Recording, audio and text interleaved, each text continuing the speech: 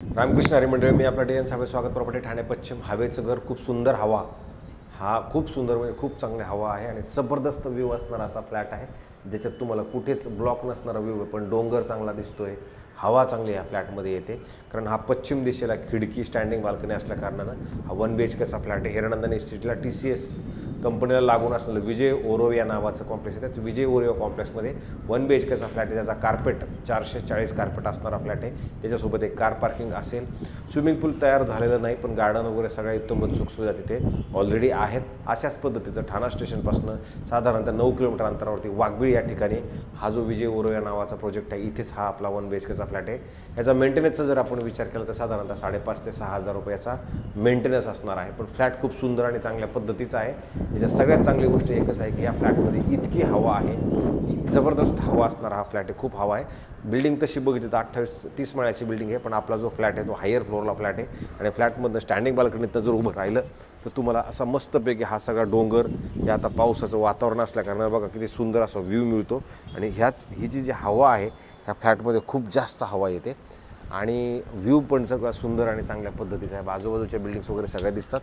अशा पद्धतीचा हा 1 BHK फ्लॅट आहे. याचा फ्लॅट चालू ज्यावेळेला होतो त्यावेळेला बाहेर जाताना हा ईस्ट आहे, म्हणजे बाहेर जाणार आहात त्यावेळेला ईस्ट फेसिंग असणार आहे.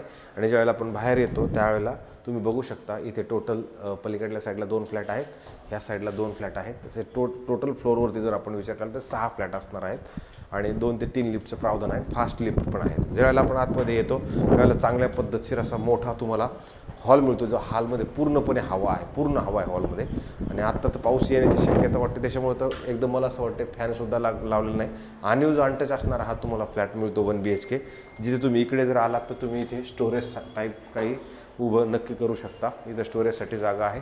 आणि त्याच्यानंतर जेव्हा आपण इकडे येणार आहोत त्यावेळेला तुम्हाला ह्या साईडला जर आपण बाथरूम, वॉशरूम, टॉयलेट नवं कोरं अनयूज अनटच असेल, जिथे तुम्ही ह्या साईडला दरवाजा आपण हवेमुळे, आणि इकडे जर आलो तर इथे तुम्हाला ड्राय बाल्कनीचा स्पेस दिलेला आहे, जो वेगळा आणि अशा पद्धतीचा आहे. पण एक गोष्ट आहे की याच्यात फ्लॅटमध्ये हवा मात्र खूप चांगल्या पद्धतीची आहे. आणि त्याच्यानंतर इकडे जर आपण आलो तर 2 साईडला असणारं छोटंसंच किचन आहे, पण त्याच्यात पण हवा वगैरे खूप चांगल्या पद्धतीची आहे. गॅसची पाईपलाईन इकडे आलेली आहे, सगळी बाहेरनं जोडून घ्यायची फक्त आपल्याला. आणि ह्या साईडला फ्रीजला जागा आहे. त्याच्यानंतर इकडे जर आपण आलो ते वेगळं वॉशरूम तुम्हाला आहे, जे फक्त इथे ह्या साईडला तुम्हाला मिळतं. अशा पद्धतीचं याला वॉशरूम वेगळं आहे एक.